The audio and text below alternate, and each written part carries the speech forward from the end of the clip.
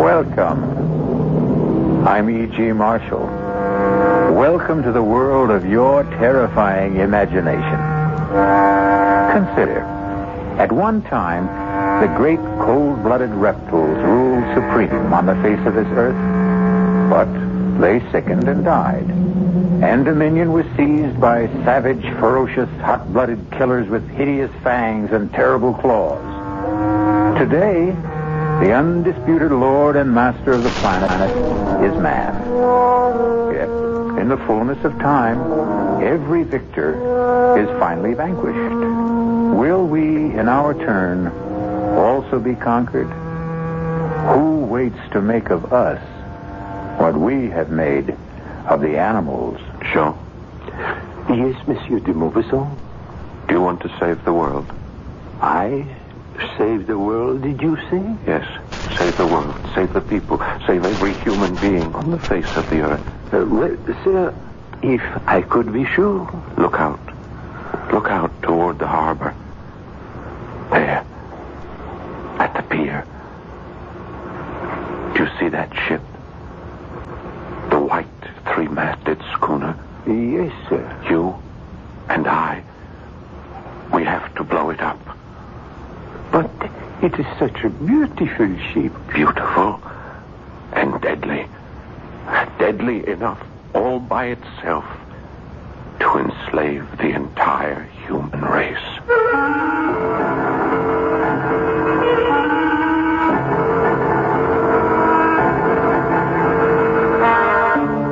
Our mystery drama, The Horla, was especially adapted from a story by Guy de Maupassant for the Mystery Theater by Sam Dan and stars Paul Hecht.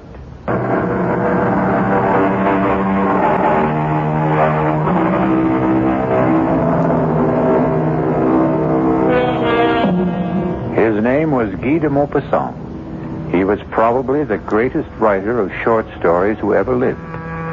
He died in the year 1893. He died young. He died insane. And if you read the stories he wrote toward the close of his life, the critics tell us, you can see how his madness slowly destroyed him. That's how they look at it. He himself insisted he was being possessed. His mind and all of his vital forces were being drained from him by a mysterious, supernatural, and superior being. He called it the Horla. And the Horla is one of the last stories he ever wrote. Is the Horla merely the raving of a man going mad, or is it an inspired prophecy of a fate that awaits us all? You decide. Dr. Cartier. Yes? Yes, what is it? I have been pressing the bell signal, Doctor. It means you must pick up the telephone. Oh, that confounded diabolical contraption. Oh, please, Dr. Cartier. It's Monsieur de Maupassant. De Maupassant? Who is he? The nervous one. He was here the other day. Oh, that one. The writer. Tell him I'm busy with a patient. I did, but he insists on talking. The combination of de Maupassant and the telephone. Just speak into it, Doctor. Yeah, the telephone. Hello. This is Dr. Cartier. Doctor, you must come to see me. You must come here at once. Please, monsieur, calm yourself. If I knew how to calm myself, I wouldn't need you. You must come here. Monsieur, be reasonable. I would like to be. I'd give everything I own if I could be reasonable, if I could only be reasonable, but it won't let me leave. What won't let you leave? It. The Horla. The what? Monsieur de Maupassant. Monsieur, speak up. What happened?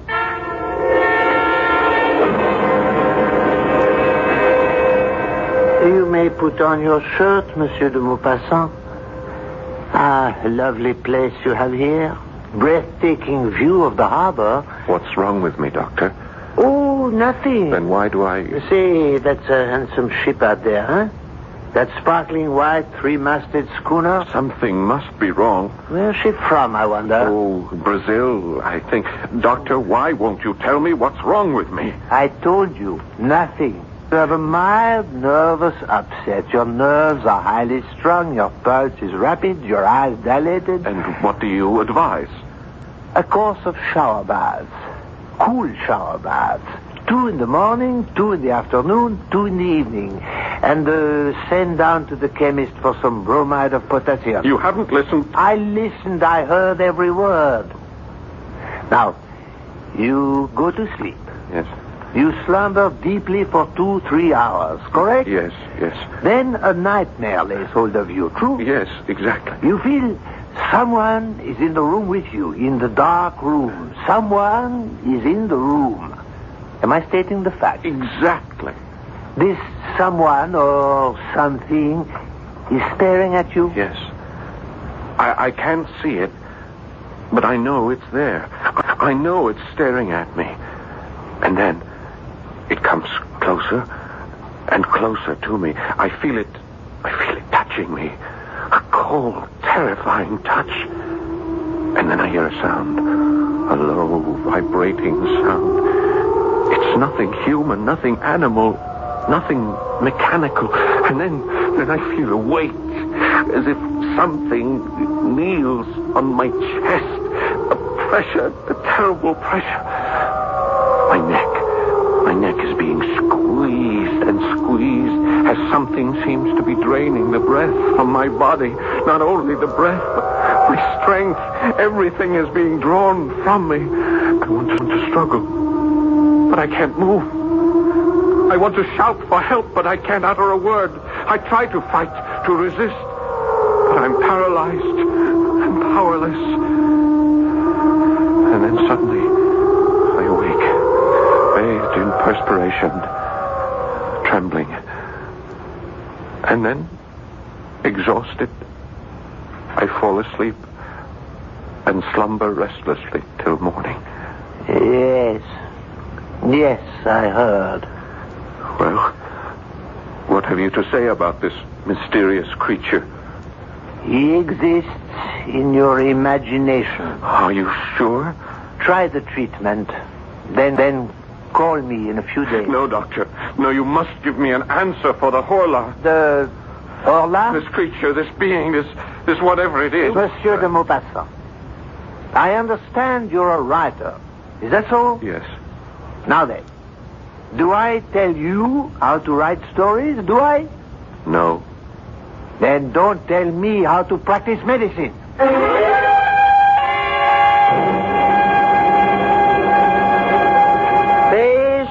Fresh fish, fresh mullet, mackerel, bass, flounder, fresh and sweet as a faithful wife. Good morning, Madame Bossard. Oh, it's you, Monsieur de Maupassant. I hear you have been ill. It's because you have not been eating enough fish. I instructed my cook to buy some for dinner. Oh, yes. She has been here. Monsieur, you promised to put me in a story. Well, perhaps I will. Huh? Tell me, Madame Bossard, have any interesting new ships come in? Now that is a good question. Yes, it is. And I would say it's not what comes in that's interesting. It's what's not going out.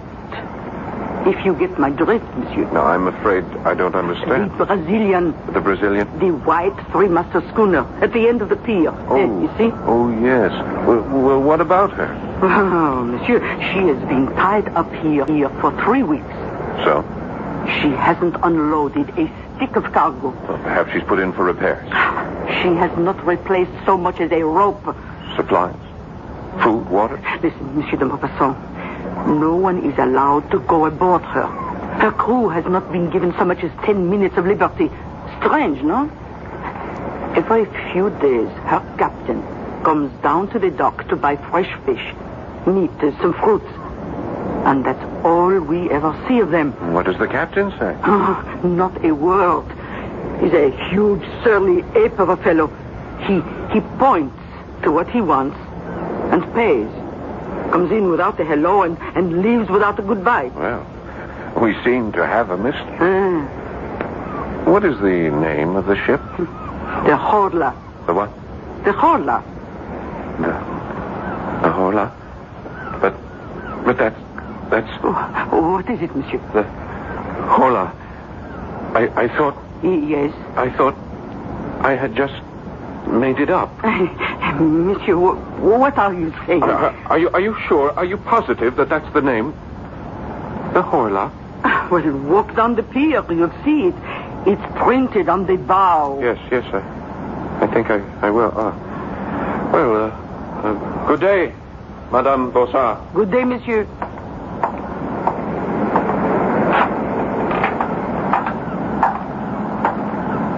The Horla.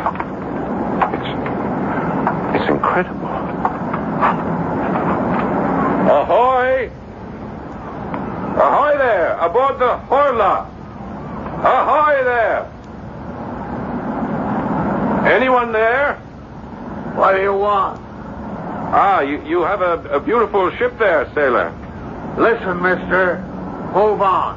All the other ships allow visitors. Captain's orders. Well, why... None of your business. Couldn't I ask you something, sailor? No. Your name, the Horla, what does it mean? It doesn't mean anything. I mean, how did you come to choose Go on, move. You got no business here. This is a public pier. I have as much right to be here as you do. Perhaps more. Now, listen, mister. Please, for your own good, get out of here. Leave as fast as you can. Go away. Go away as far as you can before... Before what? Before the... Aha! No! Please! I didn't say anything to him. Well, who are you talking to? No, please. Don't do that to me. No! Sailor, what is it? What is it? No! Sailor!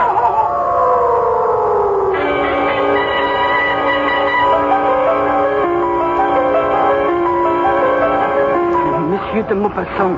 Monsieur. What is it? Are you all right? No, I'm not all right. I thought as much. I saw you from my shop. You've just been standing here. Standing still without moving a muscle for... Oh, monsieur, it must be every bit of 3 hours. The ship. What about the ship? My head, I feel so weak. Oh, take my arm, monsieur. Ship. No, I must go aboard that ship. Listen. Do you hear that? What, monsieur? That sound. It comes from the ship. I am sorry, but I hear nothing. Nothing? Oh, I hear seagulls, waves. Oh, and now, come, monsieur, it's thunder, it's storm. I must go aboard that ship. But they won't let you. The ship. Oh, come quickly, monsieur. You'll catch your death. The ship. The ship. Oh, hurry, monsieur. How did I know? Answer me that. How did I know? How did you know what? The name of the ship. How did I know that name? The Horla.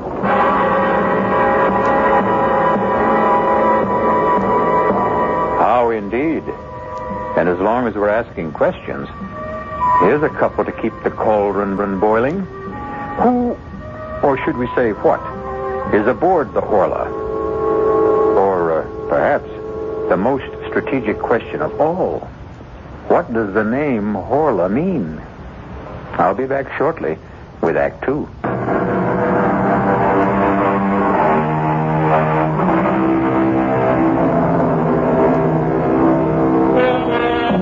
Guy de Maupassant is writing a story about a mysterious force which he calls the Horla, a force that drains the life and strength from his hero.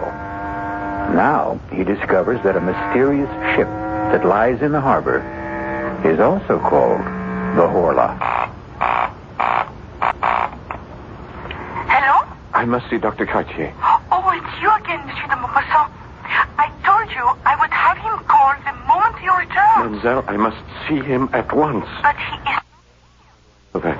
Monsieur. Oh, excuse me. I'm in my room, my bedroom, and at any moment I'll fall asleep. I'm so tired. Well, sleep, Monsieur, by all means. Sleep would be the best thing for you. No, not this kind of sleep. The Horla will come to me again tonight. I know it. But all I can do is tell the doctor. Tell him I need him urgently. Yes, Monsieur de Maupassant. Yes. Who's there? Who is that? Who's there? Oh. Monsieur de Maupassant? Oh, it's you, Jean-Baptiste. And who else might it be? Please come in. My lady's finished in the kitchen, and I'm finished too with the paint job. Just in time, just before dark. Oh, you didn't have to hurry. Well, get it over with. That's my motto. You thought your house was white before? You should see it now. Please, Jean, sit down. Yes, monsieur. Jean, I have a job for you. Doing what? Doing just what you're doing now. But I'm not doing anything. Oh, yes. Yes, you are. You're sitting there. That's the job? That's the job. And I'm just supposed to sit here? Well, you could talk to me. About what? About anything that comes into your head. You may also have to serve as my bodyguard. Bodyguard? Someone may try to break in while I'm asleep. I'm your man. I served H in the Chasseurs d'Afrique. The tourist outfit in the army. Oh, is that so? Well, tell me about it. Well, we were the only ones who could hold the ground at Sedan.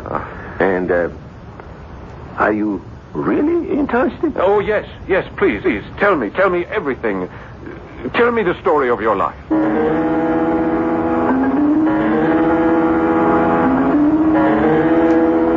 And so we advanced against the Prussian left flank, and we...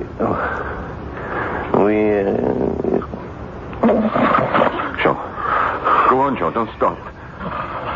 Talk to me.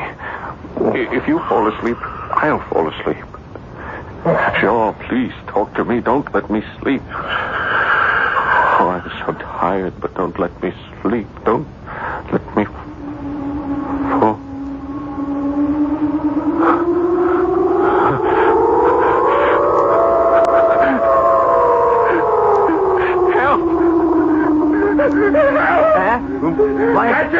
Catch it! Monsieur de... Hold it! What is it? Kill it! Wake up! Get it up, please! Kill it! Kill what? The Horla!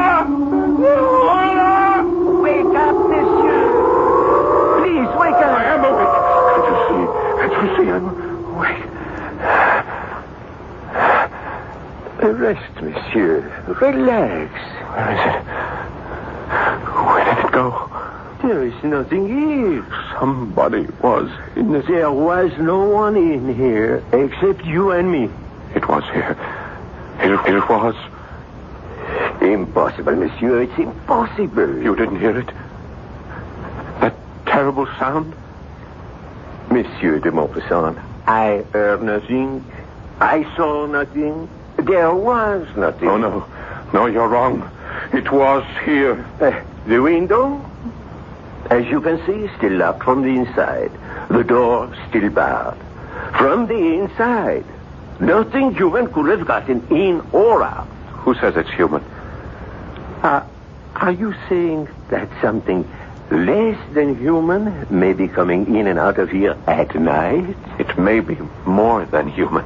In that case, monsieur, I resign from the job. No, Jean. I'll raise the pay. You cannot raise it high enough.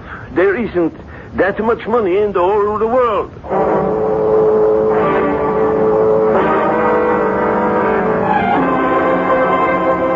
Dr. Kachi, I thought you'd never get here. Nothing works. Shower baths, the bromides. You insist you still have this visitor? I know I do. He was here last night. He overpowers you? Yes. He makes this awful sound? Yes. He drains all your strength? Yes, exactly as I told you. Your handyman, Jean-Baptiste, stopped my carriage as I drove up.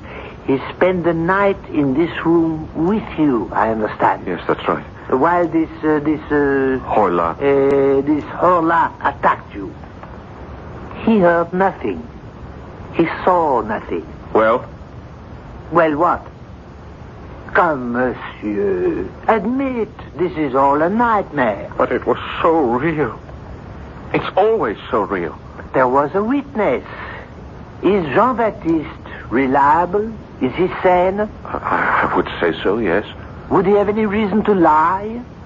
To embarrass you? No. Then, why do you insist on maintaining this ridiculous fiction of a Horla? Doctor, that name, Horla, I thought I had made it up. That it was a creation of my own imagination. But it happens to be the name of that ship. What ship? You know, the one you asked me about last week, the white three-masted Brazilian schooner. I mean, where would I get that name? Why would that name pop into my head? That Brazilian ship is called the Horla? Prove it to yourself. Pick up that telescope. See her out there at the pier. You can read her name. Ah, then that explains it. You had picked up your telescope one day to view the harbor. Without being aware of it, you might have read the name on her bow. I have never seen that name before in my life. Someone, somehow, placed it into my imagination. Monsieur de Maupassant, sit down. At once. Now I have coddled you long enough. You are one of the great writers of France, but you have reduced yourself to a terrified, trembling wretch. This will not do. I admit that I am terrified. That's what I've been trying to tell you. Yes, you terrified. You have been terrified by the critics. Oh, that's a lie. I don't care for the opinions You of are those... human. You care. I read what they write. You've lost your touch. Your best work is behind you. I am as good as I ever was. Better. Sometimes genius becomes too heavy a burden to bear. And so you construct this fable in order to have an excuse not to work anymore, not to be judged anymore. That's not true. But the fact is, you're not writing. I am writing. What are you writing? I'm writing a story. A story called The Horla. That's not a story. It's an account of your nightmare. Oh, I just don't know what else to do. I do. Sit down at that writing desk. Pick up your pen. Create another Bellamy. Another Pierre and Jean. Another ball of fat. Doctor, it's not that simple. Make it simple. Remember, you're more than a great writer.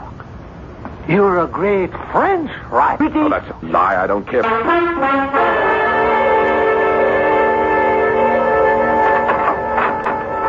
May I come in, monsieur? Oh, Jean-Baptiste, yes, of course. I see your honor is working. That's good. It's good. Yes, I feel wonderful this afternoon. The old lady wants to know if you'd like to come down for tea. Oh, no, I'm in the middle of things here. I'll work through till supper. Well, I didn't mean to interrupt. I just brought you the paper from Paris. Thank you. Well, I'll see you later. I've got to put in the chrysanthemums. The old lady... Jean, listen. What is it, monsieur? You tell me. I can't tell you nothing. You don't hear anything? What? What am I supposed to hear? Just listen, Jean, listen. You're having that problem. The one you had last night. Yes, I'm afraid so. Well, you'd better see the doctor. I just seen the doctor. Jean, please, would you mind sitting here with me? I don't mind as long as it's the daytime. I just can't work anymore. I don't think I'll be able to concentrate. Well, why don't you take a little nap? No, I don't want to sleep.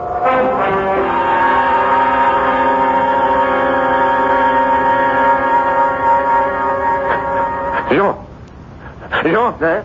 Oh, I must have dozed off. Jean, quickly, take this telescope. Go to the window. What for? Down at the pier. At the end of the pier, the three-masted schooner. Do you see her? Yes, I see. Well, don't you see anyone standing on her deck? No. It's empty. All right, now keep looking. Why? Cover the gangplank. Have you got it in focus? Yes, monsieur. Now, if you see anyone at all, leaving that ship, follow him through the telescope and see where he goes, and let me know. Do you understand? I think so, but why? I don't think you would really want me to tell you. Now, just watch. And watch carefully. Wait, monsieur. Where are you going? I'm going to see Dr. Cartier. But how will I be able to tell you if anybody... Well, just call me on the telephone. The telephone? There's nothing to it. You just pick up the receiver, turn the handle, and ask the operator for Dr. Cartier. See here, de Maupassant. You simply can't barge into my surgery. I can if it's an emergency. I thought we had settled your problem this morning. Look, there is an article in the Paris newspaper, and I want to read it to you. I refuse to listen to anything that's in a Parisian paper. They're all filthy Oh, rags. come on, just listen to this article. I listen to nothing from Paris. It's a sewer of anarchy and atheism. This won't take a minute. Perhaps if you spent less time reading Parisian papers... Doctor, this time you sit down and listen. Now, the date is August the 19th. A curious piece of news comes to us from Rio de Janeiro. That's in Brazil. Yeah, I know that's in Brazil. Madness, an epidemic of madness, like that contagious madness which attacked Europe in the Middle Ages, is now raging in the province of São Paulo. The terrified inhabitants are leaving their houses. They say they're being pursued and possessed. Now, these are not my words, Doctor. I quote from this article. Typical Parisian exaggeration. They only copied the story that arrived on the wire from Brazil. The people are quoted as saying that they are pursued and possessed, dominated as if they were human cattle by invisible, though tangible beings, like so many vampires which feed on their life while they're asleep. Now, what do you say, Doctor? South Americans are basically Spaniards. Are highly romantic, unstable people. To continue, if I may, Professor Don Pedro Enriquez and several other medical experts have gone into the province to study this madness. Brazil. Doctor, Brazil. The ship that you noticed in the harbor, she comes from Brazil. What of it? I say she brings this madness here with her. She has been tied up here the better part of a month. No one leaves her, no one visits her. She makes no repairs. She takes on no cargo. Now stop fighting me. Think with me. Why is she here? What do you expect me to say? She is here to spread that madness, to capture our souls. Very well. I'll stop fighting you. What? I'll start to think with you. Assume she is here on the errand you mentioned. Yes. Then why is there no panic in the town, as there was in Brazil? Well, perhaps the conditions aren't the same here. So far, again, for the sake of argument, only you have been attacked. Why? Why you? Perhaps this Horla, perhaps it's selective. Perhaps only I have what it wants.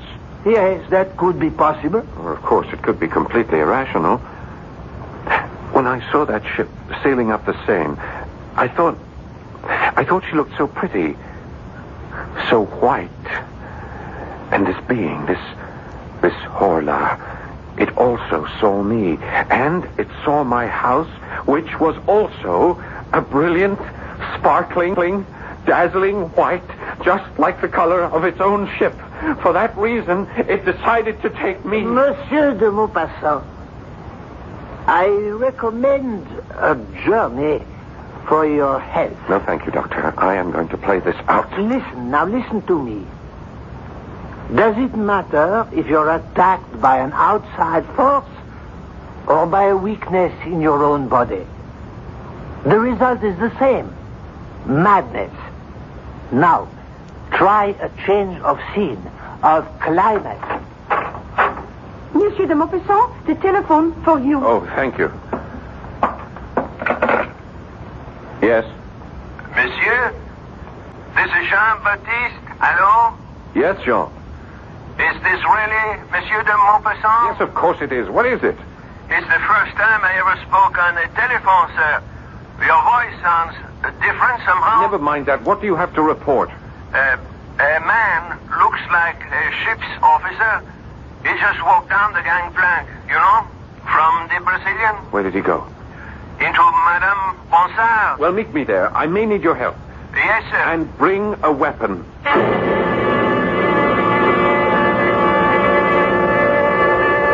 Well, will the man of letters become the man of action? And how ironic it is that the epic struggle for the mind and the soul of not just one man, but perhaps all men, may take place in the small, crowded stall of a provincial fishmonger. I shall return shortly with Act 3. A beautiful white sailing ship is docked in the harbor near the mouth of the Seine River. And a famous French writer claims she carries aboard her a mysterious force that intends to destroy the world.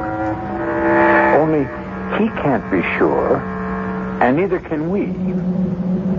Is this just a story he is writing, or a nightmare he is living? But fancied or real, a confrontation with the ship's captain awaits us.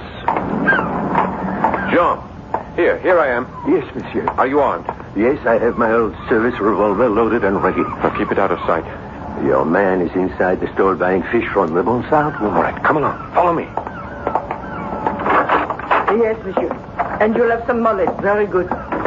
Oh, good afternoon, Monsieur de Maupassant. I'll be with you as soon as I'm through with this customer. You know this, Jean? Yes. It's the mackerel. Look, he doesn't speak. Renee. Yeah, he points to the fish he wants and holds up his fingers for how many he'll take. He's a looking customer. No, sir.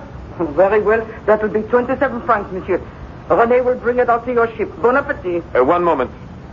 Captain, I'd like a word with you. Stand aside. My name is Guy de Maupassant. Stand aside. I would like to talk to you about your ship. I said stand aside. Not until we learn what's happening here. Stand aside. Oh, help me with this fellow. Help me.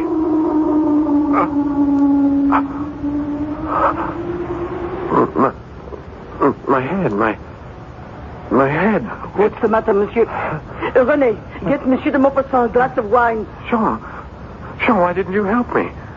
Help you to do what, monsieur? To detain that man, to hold him here. But you didn't say anything. I kept waiting. I called on you for help. When? Just now. Madame Maupassant, didn't you hear me? Oh, I didn't hear anything. But you saw me struggle with him. No, monsieur. I asked him to stop. I said I wanted to have a word with him, and then he pushed me away. I tried to hold him. I called on you for help. Oh, no. No. All right, according to you, just what happened here? He finished buying whatever it was. He paid Madame Maupassant. She gave him his change, and he walked out. Madame, is that true? Yes. I was waiting for you to stop him. But as long as you didn't, I fear, well, it's your concern. Yes, Jean-Baptiste. It is my concern. All mine.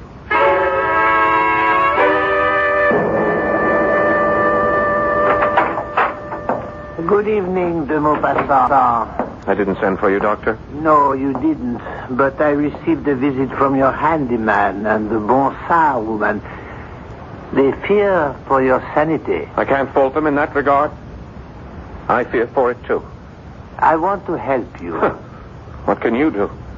I tell you the problem, and you dismiss it as an aberration. Give it up. Give me up, Doctor. I can't. Surely you've lost a patient or two in your career, Doctor. Oh, yes. Well, then this should be no novelty. Why do you persist? Are you that fond of me? No. Actually, I dislike you heartily. Your ideas, your politics. But I am first a Frenchman and a patriot. Your writing brings honor to our country. You are one of our national resources. I must save you. How far would you be willing to go? I still don't know the problem. I told you the problem. I read you the dispatch from the Paris newspaper. Very well. This thing, this Horla, why does it attack? Why? Perhaps the reign of man on this earth is over. Oh, what kind of nonsense is that? We'll get nowhere if you keep saying nonsense to me every time I open my mouth. Man did not always rule this planet. He didn't? No. We are but one of a series of rulers according to evolution. Oh, evolution? What do you say, oh, do you quarrel with Darwin?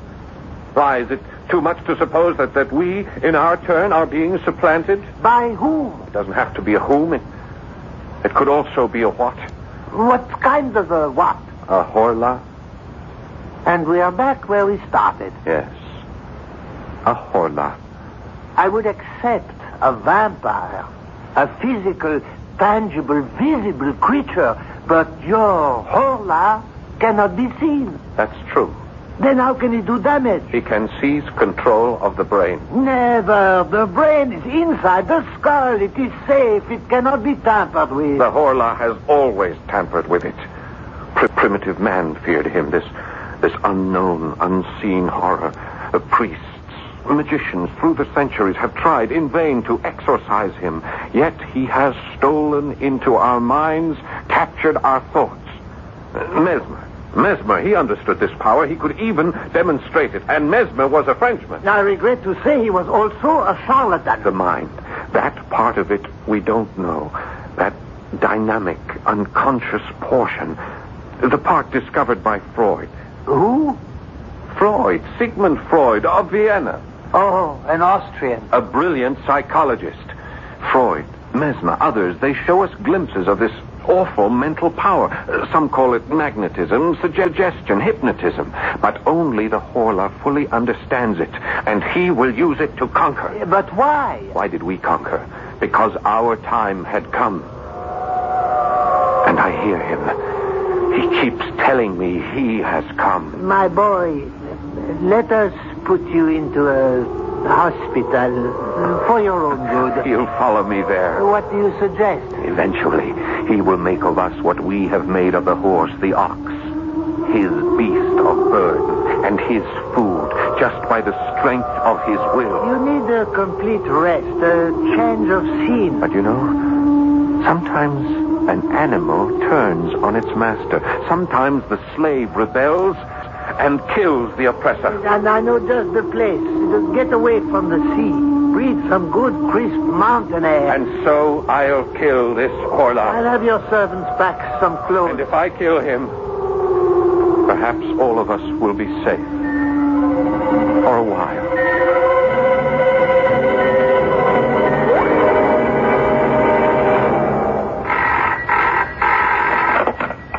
Hello?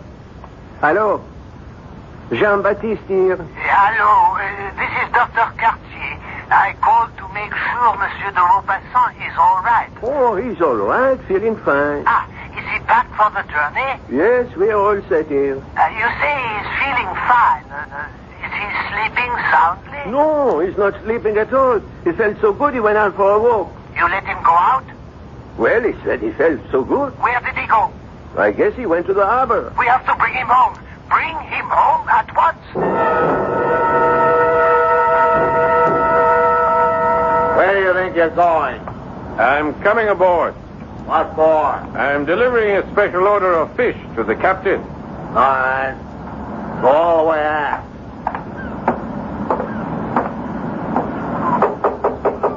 What is it?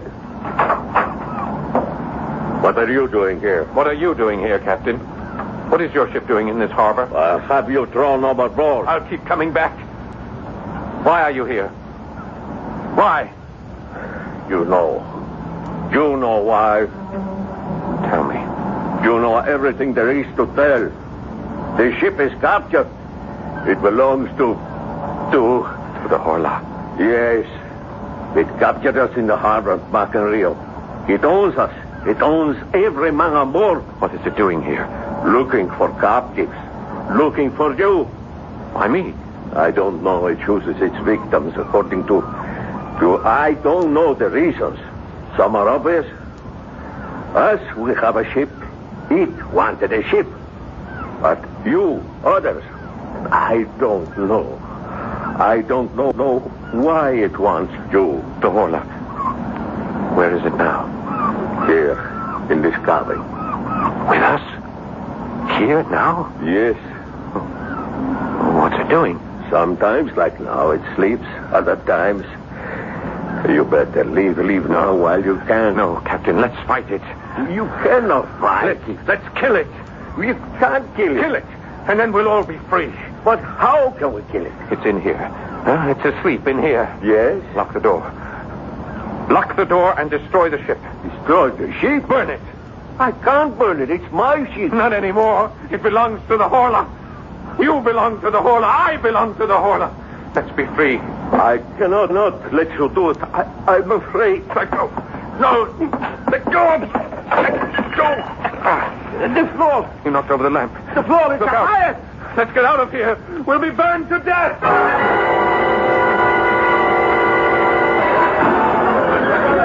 Doctor, look! The ship! It's on fire! Fire! Fire! The Maupassant is aboard her! Come on! Guy! Where are you? Monsieur de Maupassant! Where are you? She's going to blow up! The whole ship is going up!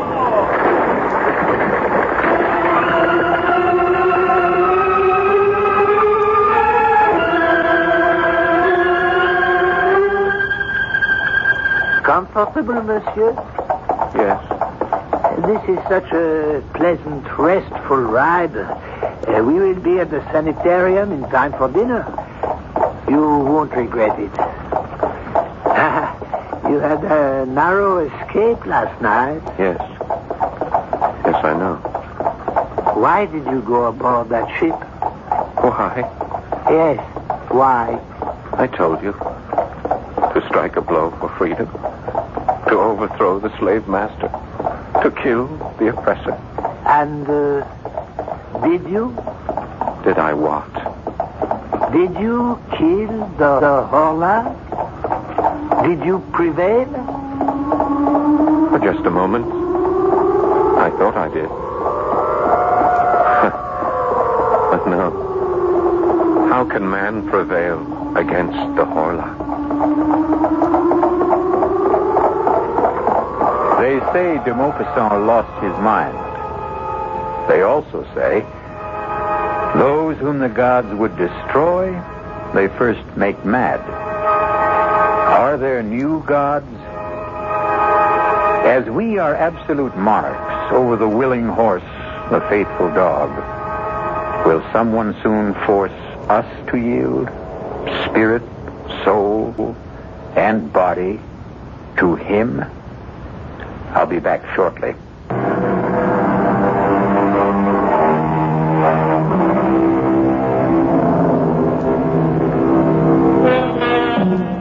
We look down from the top of the evolutionary tree, and we consider ourselves the highest, the noblest, and the best. But there can be someone ready to take over. Someone more perfect. Maybe the only way we can survive is to beat this thing at its own game. Improve ourselves, shape up, and also show up regularly for the next adventure in the macabre. Our cast included Paul Hecht, Bryna Raeburn, Robert Dryden, and Dan Ocko. The entire production was under the direction of Himan Brown. This is E.G. Marshall inviting you to return to our Mystery Theater for another adventure in the macabre.